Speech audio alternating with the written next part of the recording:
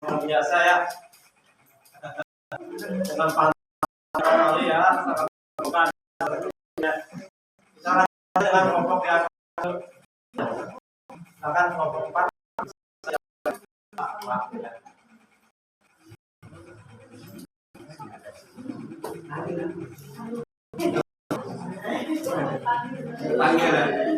Bismillahirrahmanirrahim. Assalamualaikum warahmatullahi wabarakatuh. Assalatu wassalamu ala asyrofil anbiya'i wal mursalin.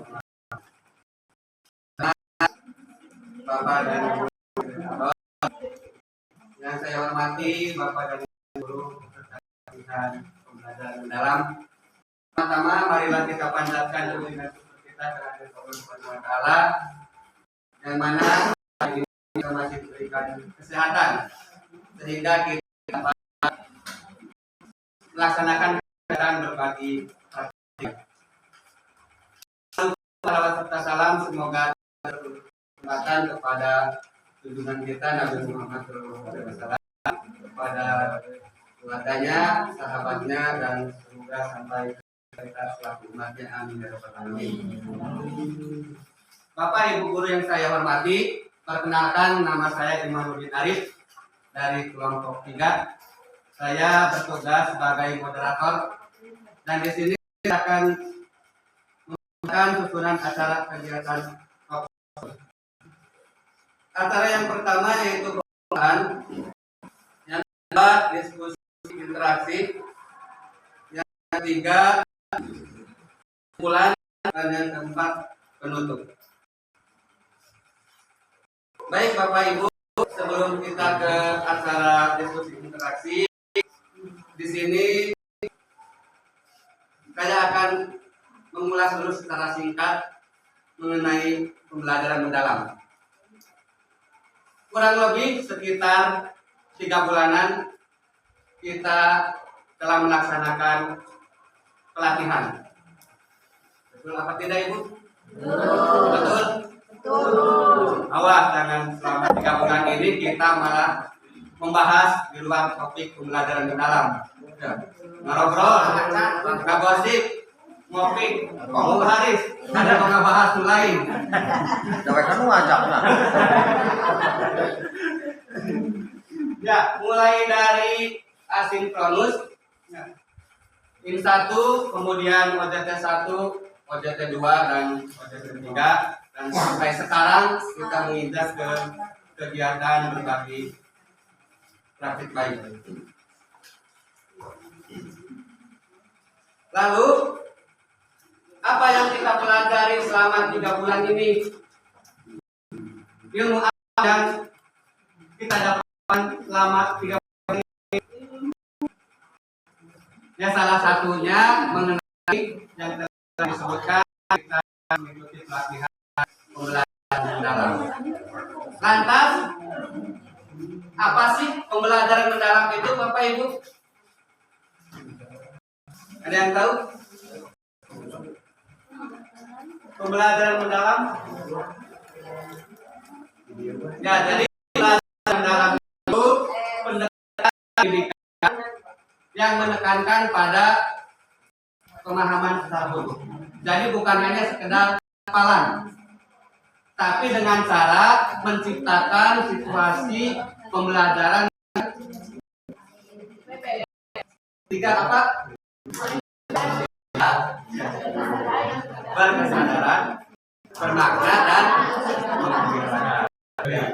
Wadai, tanpa mata. Bulan apa? Nah, baik Bapak Ibu, pada kesempatan kali ini kita akan melaksanakan diskusi interaksi. Ya, jadi kegiatan ini sebagai ajang untuk berbagi inspirasi dan pengalaman berharga yang telah dilaksanakan Bapak dan Ibu di sekolah masing-masing. Membicarakan tentang pembelajaran mendalam, ya, termasuk saya sendiri, itu sebenarnya masih ada pertanyaan-pertanyaan di pikiran. Ya, misalnya apakah pembelajaran mendalam ini sudah sempurna? Kemudian apakah pembelajaran mendalam bisa dikolaborasikan dengan strategi pembelajaran yang lain dan sebagainya. Nah, jadi tunggu, tahan, pertanyaan-pertanyaan itu akan dibahas di sesi berikutnya dan nanti akan ada narasumber dari kelompok 3 yang nantinya akan memaparkan dan menjelaskan pengalaman mereka ketika mengimplementasikan pembelajaran mendalam di sekolah masing-masing. Tanpa basa-basi, tanpa panjang lebar, kita sambut saja narasumber dari kelompok 3. Maka artis kita. Salin. Silakan duduk. Kalau saya dari mas sendiri. Silakan sambuannya. Nah, berjalan. Ali.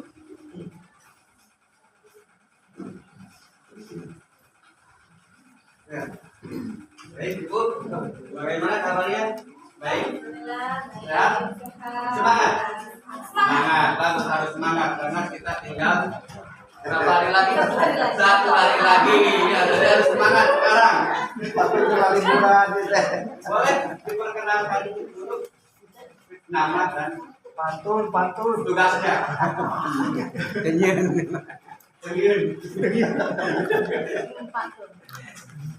Perkenalkan.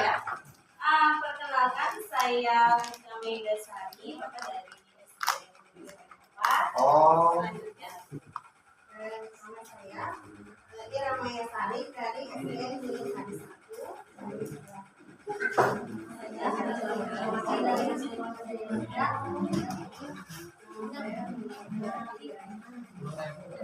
Ya, baik, terima kasih kepada narasumber yang telah menyempatkan waktunya untuk datang ke sini jauh-jauh dari sana. Undangan saya. Ya, sebelum ke pertanyaan pertanyaan tentang apa yang dialami atau pengimplementasian pembelajaran dalam di sekolah Ibu, seperti yang telah tadi disinggung, ya, ada beberapa pertanyaan di pikiran, terutama mengenai pembelajaran mendalam. Nah, bagaimana menurut Ibu, apakah pembelajaran mendalam ini sudah sempurna atau belum? Lewat suasana Saya mencoba Ya. pembelajaran mendalam ini kan artinya adalah hasil dari pendekatan guru yang terdahulu. Saya kira yang saat ini kita pelajari itu diharapkan itu bisa lebih efektif untuk kami diharapkan juga lebih mendekati sempurna. Tapi kalau untuk sudah sempurna, saya pikir belum, ya karena kita tahu nanti yang kemudian pendekatan itu kan akan berubah seiring zaman gitu ya. Jadi ya saya bisa katakan belum sempurna, tapi diharapkan bisa lebih ini mungkin ya di lebih ada lebihnya dari atau Masih ada kesempatan ke depannya buat penyempurnaan. Tapi apakah kurikulum atau pembelajaran mendalam ini bisa dikolaborasikan dengan pembelajaran yang lainnya? tentu bisa. Misalnya dengan pendekatan apa?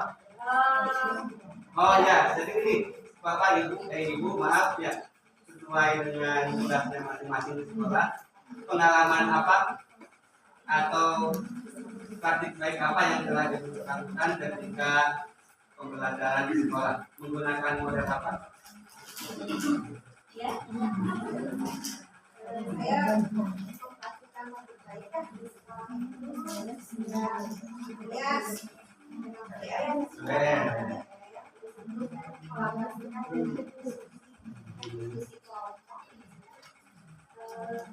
alhamdulillah anak-anak itu senang untuk berdiskusi kelompok. Meskipun di antaranya anak-anak itu kan kategorinya berbeda-beda, kita mengelompokkan itu berbeda-beda. Dalam satu kelompok itu tidak punya jangan yang semua kita berbalas itu ya ada biasanya ya siswa dengan siswa itu belajar lebih daripada hanya sendirinya itu yang karena gitu ya pun atau apa biasanya mereka lebih memahami dengan penghasilan yang kemudian apabila di pelajaran pas ya Pak ini kan bisa dengan ya ini menarik juga gitu ya yang saya katakan di sekolah. Jadi pendekatan PBL itu bisa diterapkan di pembelajaran mendalam. Ya, salah satunya tadi bisa merasa senang, gembira. Ya, di situ tadi disebutkan bahwa pembelajaran mendalam itu bisa menciptakan jalan senang dan gembira. Nah, kemudian pertanyaan kedua, mengapa strategi PBL dipakai? Tentu saja strategi PBL itu dianggap efektif gitu ya karena seringkali Bapak dan Ibu menggunakan strategi PBL di dalam proses pembelajaran karena untuk meningkatkan kemampuan berpikir dan kemudian berpikir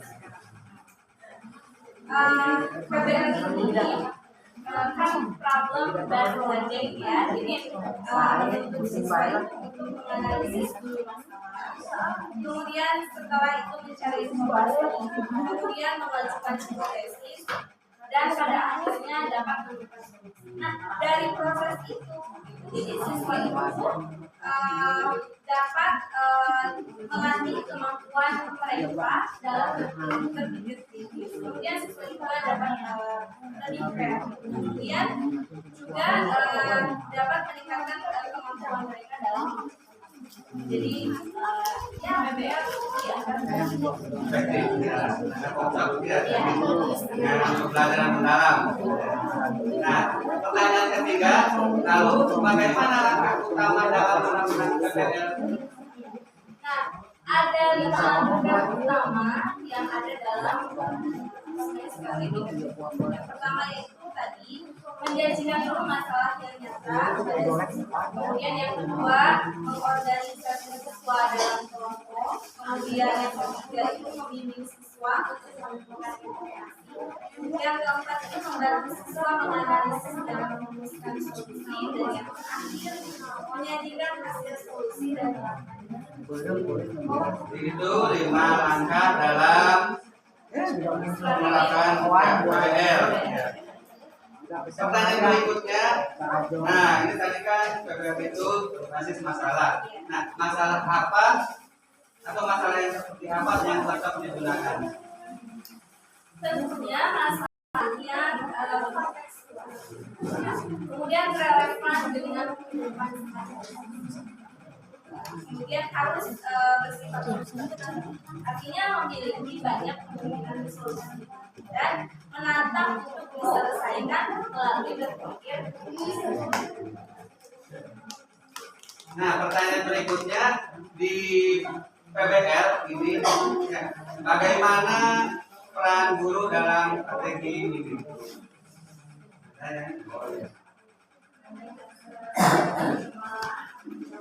Terima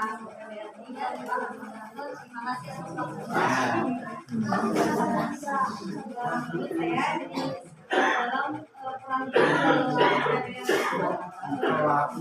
sebagai fasilitator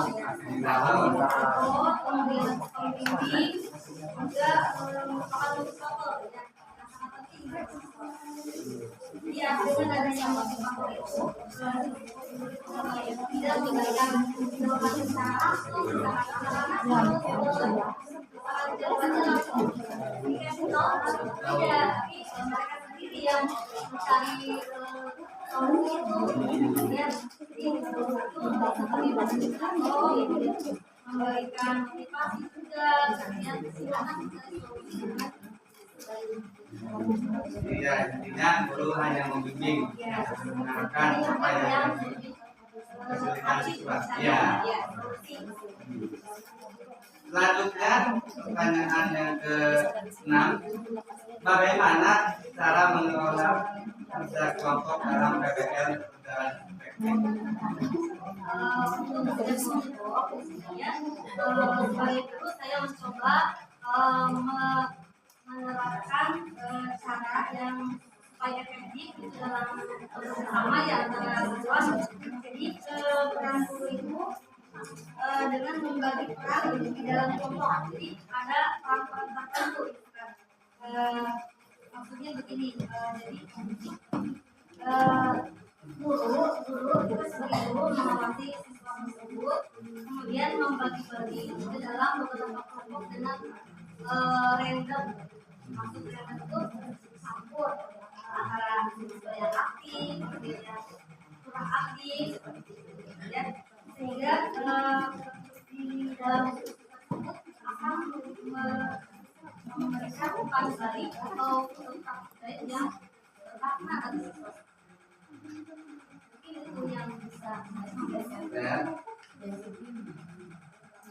Ke pertanyaan berikutnya, apa kelebihan dan kekurangan penerapan PBL di kelas?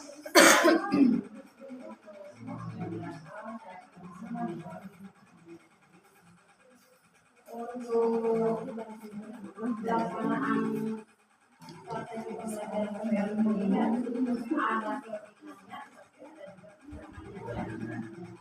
Ini salah satu kekurangannya ada beberapa. Yang pertama, meningkatkan minat dan motivasi siswa. Dengan PBL ini memungkinkan siswa bisa memilih topik yang relevan ya, dengan minat mereka sehingga meningkatkan motivasi ya, untuk ikut meningkatkan minat mereka dalam pembelajaran.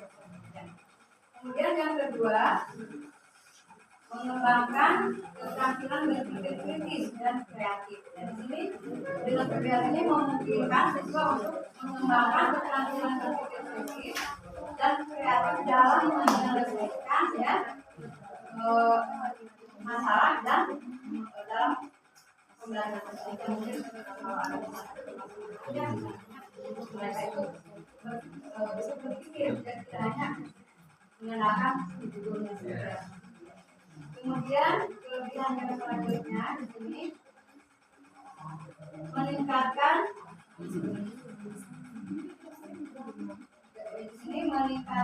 memerlukan keterampilan guru yang lebih tinggi. Dan guru itu harus lebih tinggi lagi dalam merancang ya atau ini menyebabkan keterampilan guru yang tinggi dalam mengelola dan membimbing siswa dalam proses pembelajaran. Itu salah satu atau beberapa kelebihan dari PBL. Sekarang yang kedua adalah kekurangan. Di sini ada beberapa kekurangan. Ya. Yang pertama adalah memerlukan waktu dan sumber daya yang banyak. PBL ini itu sama memerlukan waktu dan sumber daya yang banyak untuk mengembangkan dan mengimplementasikan. Kemudian sulit untuk menilai. PBL ini sulit untuk menilai karena hasilnya dapat berbeda-beda antara satu siswa tidak dapat duduk dengan misalnya penilaian standar. Kemudian dapat menyebabkan stres apabila memang tidak menyelesaikan masalah.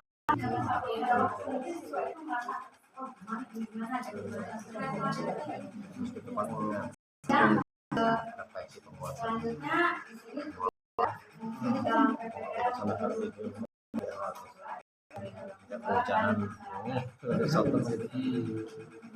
Nah, tadi kan disinggung tentang penilaian.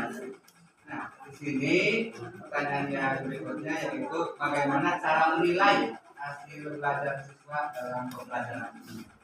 Nah, di sini dalam cara menilai belajar siswa, kami itu menggunakan beberapa metode penilaian. Dalam caranya, pertama penilaian proses. Ya.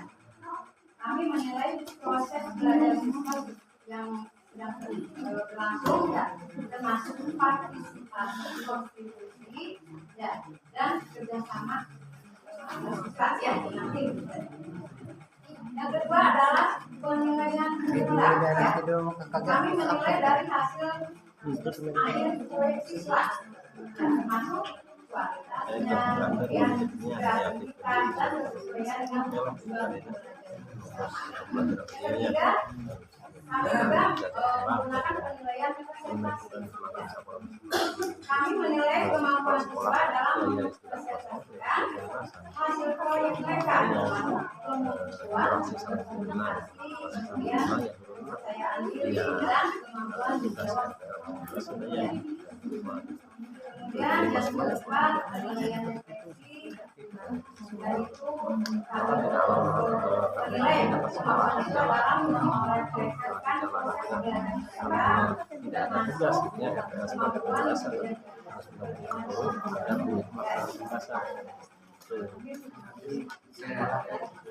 Nah, selanjutnya nih, setiap kali ada pendekatan pembelajaran tersendiri itu pasti ada tantangan yang sering muncul. Ya. Di PPL ini apa tantangannya dan bagaimana solusinya? Dengan catatan alasan kamar juga bisa saat Iya. Langsung digerakkan aja. Iya. Malah ke depan mah harus bisa ya seperti tadi kata Mbaknya dengan membuat soal lagi kan. Kalau buat sering kali kenapa ya? Lewat sponsor lah, sponsor lah. Tergantung kita-kitanya apa ya gitu kan. Kalau kita-kitanya gitu. dia di kelompok kan sudah sama kelas bawah ya kelas bawah kelas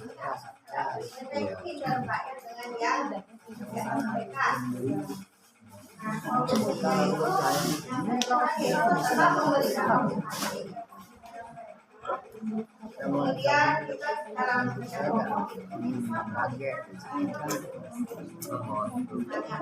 Ada kan di PGRI ya, masih ada PGRI ya, dari Kabupaten Kecamatan.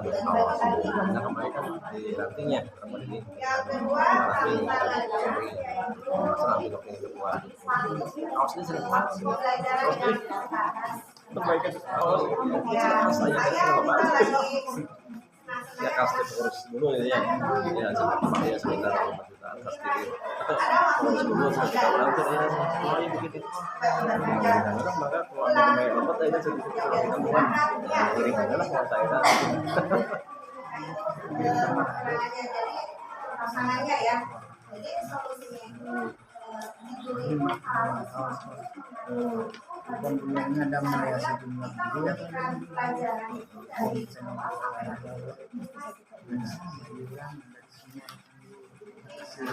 Ya, berikutnya bagaimana strategi supaya dapat komunikasikan lain agar pembelajaran itu lebih bermakna. dan kedua ayah salah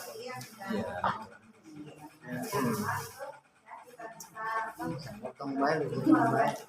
Nah, kita itu solusi terbaiknya ya. Kalau saya kita sahabat jangan sampai negatif itu. Kenapa gitu? Tenang ya. Jadi apa yang Pembelajaran seperti itu ya kalau anak-anak yang curhat saya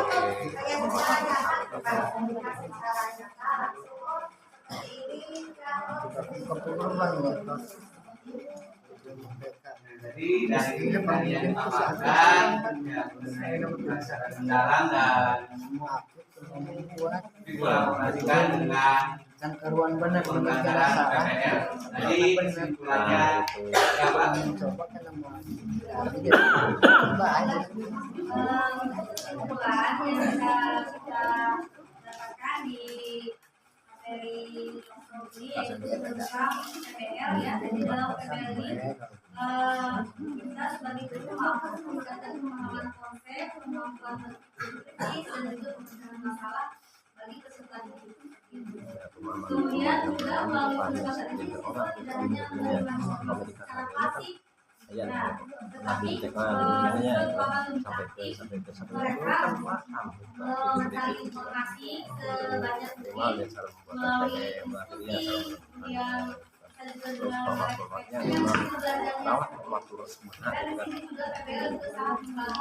lama-lama seperti itu kan. siswa itu harus dikenal sehingga kerjasama dan tanggung jawab mereka semakin termotivasi dalam Jangan di sini juga ada proses yang belajar seorang dari dua hal yang dari permasalahan nyata yang relevan dengan kehidupan sehari-hari sangat membantu siswa dalam pembelajaran ini. Karena di sini juga ada satu tambahan lagi, pembelajarannya menjadi semakin bermakna, kontekstual dan juga berorientasi pada persoalan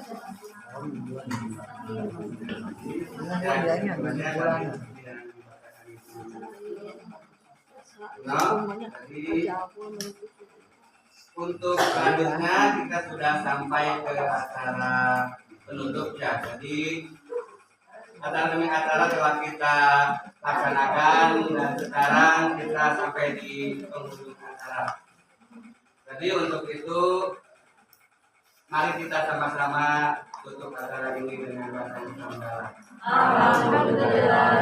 Terima kasih kepada narasumber dan terima kasih kepada Bapak dan Ibu untuk segala perhatiannya. Wassalamualaikum warahmatullahi wabarakatuh.